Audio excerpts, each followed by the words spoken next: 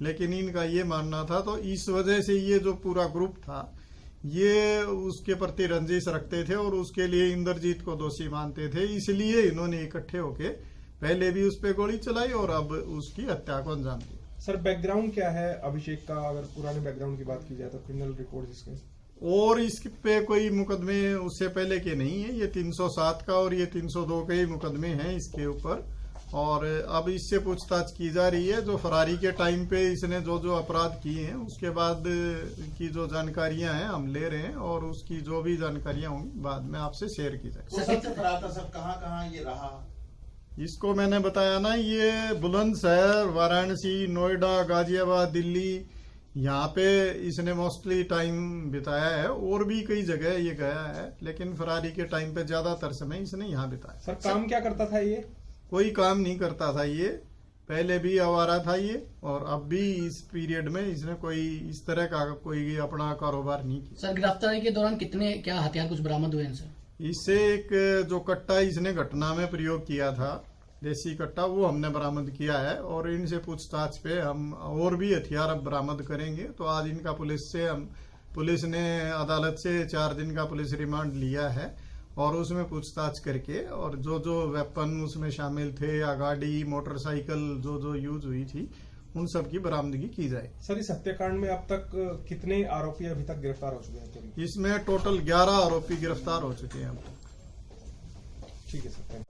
ये 2 सितंबर 2020 को जाटोली गांव में एक शराब व्यापारी इंद्रजीत यादव नाम का आदमी शराब के ठेके से अपने घर जा रहा था। रास्ते में उसको रोक के और उस पर गोलियां चलाई गई थी, जिसमें उसकी डेथ हो गई थी। और उसका एक साथी विक्रम गोली लगने से घायल हुआ था, जिसके संबंध में केस रजिस्टर हुआ था और इन्वेस्टिगेशन हमारी क्राइम टीम फरुखनगर ने की। और उसमें जो मेन अभियुक्त था इसका अभिषेक, जो पहले भी इंद्रजीत पे 2019 में गोली चला चुका था और उस मुकदमे में कोर्ट से भगोड़ा घोषित हो चुका था, उसी ने इस वारदात को अंजाम दिया था। तो अब सरकार ने उस पर 50,000 का इनाम भी उसकी गिरफ्तारी पे डिक्लेयर कर रखा था। कल हमारी क्राइम टीम ने अभिषेक और उसका साथी सतेंद्र उर्फ लाला, जिस पे भी 5,000 का इनाम था, और एक हरीश जिस पे भी 5,000 का इनाम था, इन तीनों को गिरफ्तार किया है। उनसे जो घटना में प्रयुक्त हुआ एक हथियार भी बरामद किया है और आज पुलिस रिमांड पे लिया गया है उनको 4 दिन के लिए। और आगे की इन्वेस्टिगेशन इसमें की जा रही है। अब तक ये बड़े काफी समय से भागता फिर रहा था, 2 साल के करीब से पुलिस इसके पीछे थी और ये आंख में चौनी करता रहा और अब ये जाके गिरफ्त में आया है।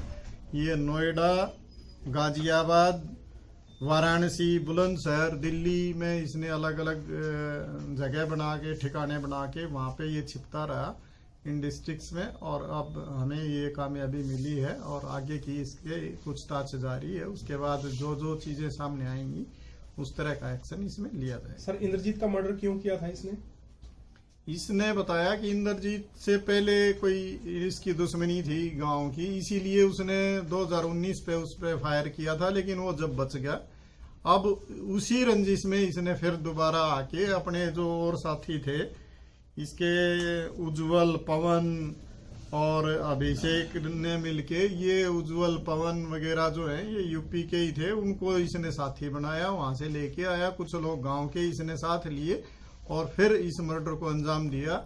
इसका कहना ये था कि भी हमें इंद्रजीत का चैलेंज था, इसलिए हमने इस मर्डर को अंजाम दिया। थोड़ी कहानी बता दो इसके पीछे क्या कुछ थी, क्यों इस तरह से बेरहमी से हत्या की वारदात को अंजाम दिया? इनके गांव का ही कोई लड़का पहले एक वहां गांव से गायब हुआ था, जिसके संबंध में इनकी आपस में रंजिश चली आ रही थी। इनका मानना ये था कि भी इसमें इंद्रजीत का हाथ है और इंद्रजीत का परिवार ने पहले भी काफी सफाइयां दी थी कि भी इसमें हमारा हाथ नहीं है, लेकिन इनका ये मानना था। तो इस वजह से ये जो पूरा ग्रुप था ये उसके प्रति रंजिश रखते थे और उसके लिए इंद्रजीत को दोषी मानते थे, इसलिए इन्होंने इकट्ठे होके पहले भी उस पर गोली चलाई और अब उसकी हत्या को अंजाम दिया। सर बैकग्राउंड क्या है अभिषेक का, अगर पुराने बैकग्राउंड की बात की जाए तो क्रिमिनल रिकॉर्ड इसके? और इस पे कोई मुकदमे उससे पहले के नहीं है, ये 307 का और ये 302 के ही मुकदमे हैं इसके ऊपर।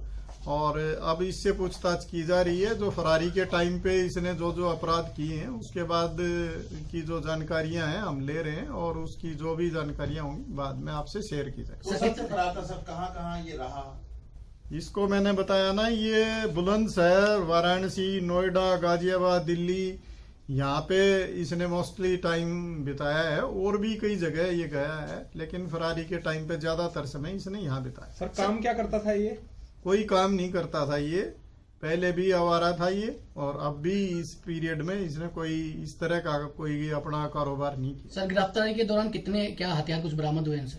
इससे एक जो कट्टा इसने घटना में प्रयोग किया था, देसी कट्टा, वो हमने बरामद किया है। और इनसे पूछताछ पे हम और भी हथियार अब बरामद करेंगे। तो आज इनका पुलिस ने अदालत से 4 दिन का पुलिस रिमांड लिया है, और उसमें पूछताछ करके और जो जो वेपन उसमें शामिल थे या गाड़ी, मोटरसाइकिल जो जो यूज हुई थी, उन सब की बरामदगी की जाए। सर इस हत्याकांड में अब तक कितने आरोपी अभी तक गिरफ्तार हो चुके हैं? इसमें टोटल 11 आरोपी गिरफ्तार हो चुके हैं अब तक। ठीक है सर, थैंक यू।